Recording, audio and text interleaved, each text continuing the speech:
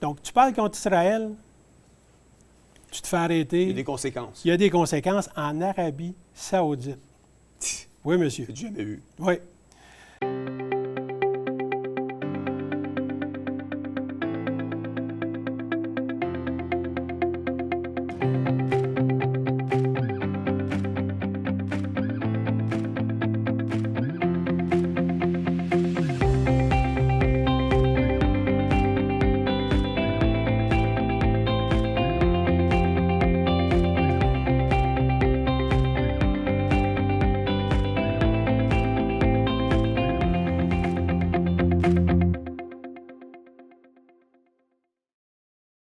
Moi, je regarde toutes ces guerres-là, ces batailles-là, tout ça, puis ça m'amène à une prophétie de la Bible.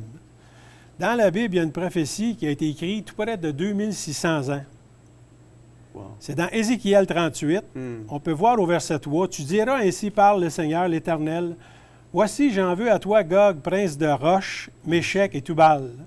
Je t'entraînerai, je mettrai une boucle à ta mâchoire et je te ferai sortir. » Le « je », c'est Dieu, là.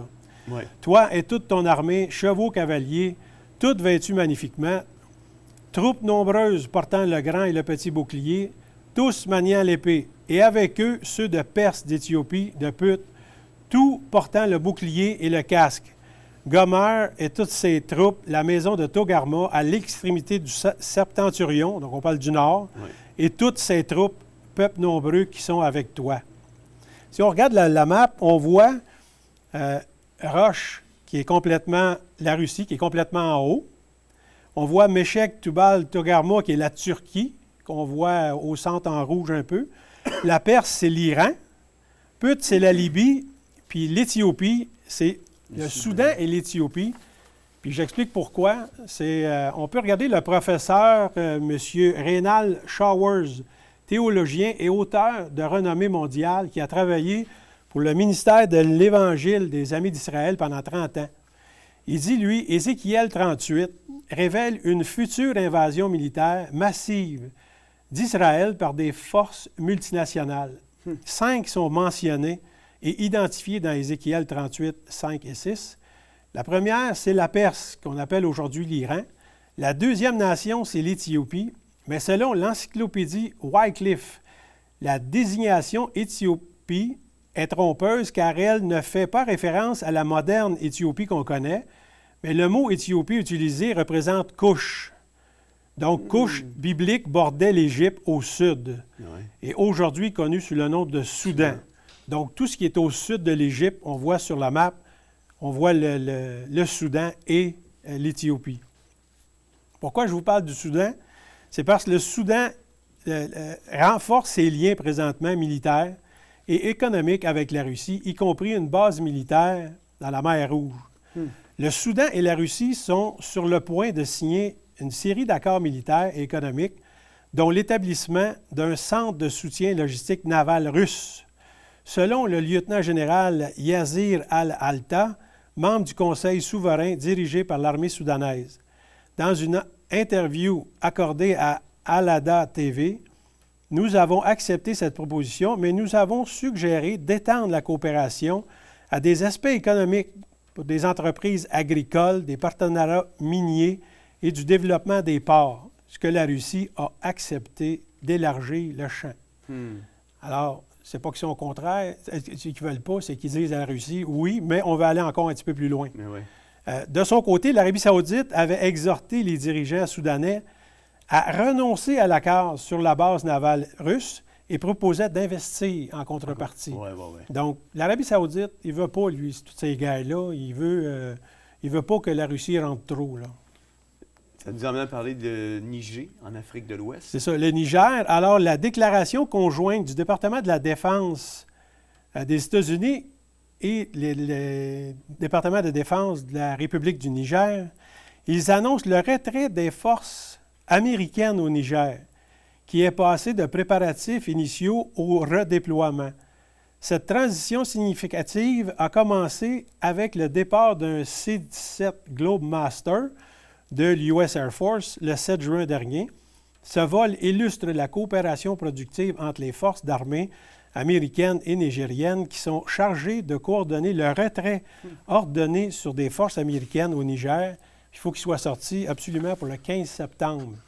Alors qu'on voit la Russie rentrer, on voit les États tranquillement sortir. On sait ce qu'ils ont fait en Afghanistan dans le temps. Ils ont parti tellement vite qu'ils ont laissé les Américains civils et l'armement. C'est vrai. T'en souviens? Je m'en souviens. Alors, en Iran maintenant. En Iran, eux ont demandé au Soudan d'autoriser aussi une installation d'une base navale sur le côté de la mer Rouge. Donc, l'Iran aussi, ils veulent s'installer en Afrique. Un haut conseiller soudanais affirme que l'Iran veut construire une base navale sur son territoire. Le Soudan rejette l'offre pour l'instant car il craint la réaction des États-Unis et Israël. L'Iran a déjà fourni aux Soudanais des drones pour qu'elles les utilisent contre la lutte sur les rebelles. Il a également proposé de fournir un porte-hélicoptère si le Soudan lui accordait l'autorisation d'avoir la base. Alors, le chef militaire qui s'est exprimé dans le Wall Street. Alors, je fais juste comme faire le lien. On parle tantôt de la prophétie. Là, on parle ici de la Russie. On parle du Soudan. On parle de l'Iran. C'est dans vos nouvelles cette semaine, puis la semaine passée, là. Donc, ouvrir la Bible, c'est comme lire le journal ce matin, là. Bien, absolument. Absolument. Encore en Iran, tu as l'ayatollah Khomeini qui écrit, lui, une lettre aux étudiants américains. Je ne sais pas si tu as vu ça dans les nouvelles, là. Non. Plusieurs personnalités israéliennes et américaines ont réagi avec colère à une lettre du guide de la révolution islamique qui félicitait les étudiants des universités américaines d'avoir pris la défense des Palestiniens. Lorsque vous avez gagné l'ayatollah, vous avez perdu l'Amérique, a écrit Mike Johnson, président de la Chambre des républicains, des représentants des États-Unis. M. Johnson a été accueilli par des huées lorsqu'il a rendu une visite au campus de Columbia le mois dernier pour s'adresser aux étudiants qui manifestaient pour demander le désinvestissement des institutions israéliennes. On demande un boycott un peu partout, là.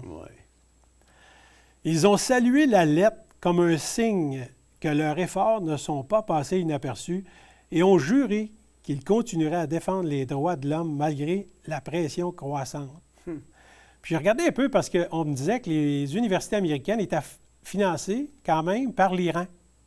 Ah oui? Oui, monsieur.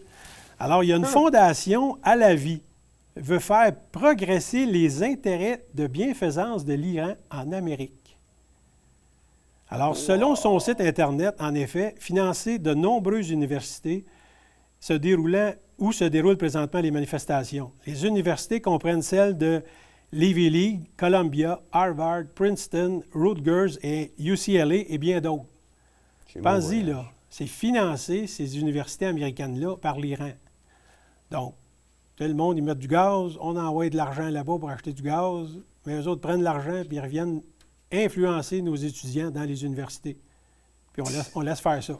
Puis nous, on prend l'argent, on l'envoie pour l'Ukraine, en Israël et en Ukraine, pour faire la guerre. Au lieu d'investir nous-mêmes dans nos universités, pour pas qu'ils soient en conflit d'intérêts comme ils le sont présentement. Là. Si on recule, en 1979, Israël avait connu des relations cordiales avec l'Iran. Les Juifs allaient même en vacances en Iran. L'Iran fut le deuxième État à majorité musulmane, après la Turquie, à reconnaître l'État d'Israël, considéré comme son meilleur ami non musulman. Wow! Alors, selon la prophétie, l'Iran devait être un ennemi. Fait que là, 25 ans, c'était comme pas trop envisageable. Mais il fallait que l'Iran devienne un ennemi, ce qu'on voit. Oui. Et l'Arabie saoudite, elle, il fallait qu'elle devienne un ami. Ce qu'on voit avec tout l'accord Abraham, puis M. Trump et tout ça. Là. Alors, si on s'en va dans Ézéchiel 38 encore, mais un petit peu plus loin, au verset 13, on voit l'Arabie saoudite qui est Siba et Dédan. Les marchands de Tarsis et tous leurs lionceaux te diront, viens-tu pour faire du butin? Est-ce pour piller que tu as rassemblé ta multitude, pour emporter de l'argent, de l'or, pour prendre des troupeaux et des biens, pour faire un grand butin? Donc, on voit que l'Arabie saoudite est là dans la prophétie, mais elle ne fait pas partie de la guerre. Elle demande, qu'est-ce que vous faites là? Vous venez pour piller le pays, autrement dit. Là. Alors, puis, ils ne sont pas juste rendus des amis de l'Arabie saoudite. L'Arabie saoudite a supprimé en grande partie la représentation négative d'Israël dans ses programmes scolaires. C'est devenu comme des alliés. C'est ça. Si on regarde sur la map qui est là, on voit que Palestine était écrit en 2023. Mais regarde, en 2024, il n'est plus là. On le voit à gauche, dans le bas, c'est marqué Palestine Erased from Map. Wow. C'est sûr que ce n'est pas clair, mais il est de même sur Internet, là. Mais si on regarde en 2024, il n'est plus là. Alors, on respecte maintenant Israël. Selon un expert, les manuels scolaires saoudiens ne définissent plus le sionisme comme raciste, ce qui témoigne d'un progrès vers une paix chaleureuse. On sait, hein, Daniel 9, 27, il parle qu'éventuellement, ça va prendre une paix. Là. Ouais. Les manuels de l'année scolaire 2023-2024, donc c'est ce qui s'en vient, ce qu'on vient de faire, n'enseignaient plus que le sionisme est un mouvement européen raciste et ne nie plus la présence historique des Juifs dans la région. Wow. C'est des gros mots qu'ils ont fait là, en Arabie saoudite. Puis ça, on n'en parle pas tant que ça dans les médias. Là. Ben non, parce que ça va contre le narratif. Ben ouais. Ils ne veulent pas pantoute. Là. Si on se souvient, même M. Biden, il avait été là-bas, puis il avait demandé, avec le gaz, puis tout ça, on en a parlé l'année passée, puis là-bas, il ne voulait rien savoir. Là. C'est sûr. Tu as même les citoyens saoudiens qui ont été de plus en plus souvent arrêtés pour avoir critiqué Israël sur les médias sociaux au cours des derniers mois en raison de l'attaque militaire en cours à Gaza. C'est fort, là. Selon Bloomberg, l'un des détenus était un cadre impliqué dans les initiatives de développement économique du prince Mohammed Ben Salman, notamment la Vision 2030. C'est un de ses chums dans la Vision 2030, mais là, il fait arrêter. Ouais. Un autre aurait exhorté les citoyens saoudiens à boycotter les marques américaines opérant dans le royaume du Golfe, ainsi qu'une personnalité des médias qui a déclaré qu'Israël ne devrait jamais être pardonné. Donc, tu parles contre Israël, tu te fais arrêter. Il y a des conséquences. Il y a des conséquences en Arabie saoudite. Oui, monsieur. C'est jamais vu. Oui. On continue avec l'Arabie saoudite. Il affirme avoir aidé à défendre Israël contre l'Iran. On se souvient, là, en avril, là, il avait envoyé 300 drones. Là. Il s'en allait attaquer Israël. Là. Puis Israël, il avait le temps parce que ça prenait quelques heures de se rendre là. Là. Mais ici, on voit que l'Arabie saoudite a aidé Israël. De nombreux drones et missiles ont traversé l'espace aérien jordanien et saoudien pour atteindre Israël. L'Arabie saoudite a reconnu avoir aidé et repoussé une attaque iranienne contre l'État juif tôt dimanche matin, selon l'article du Cannes.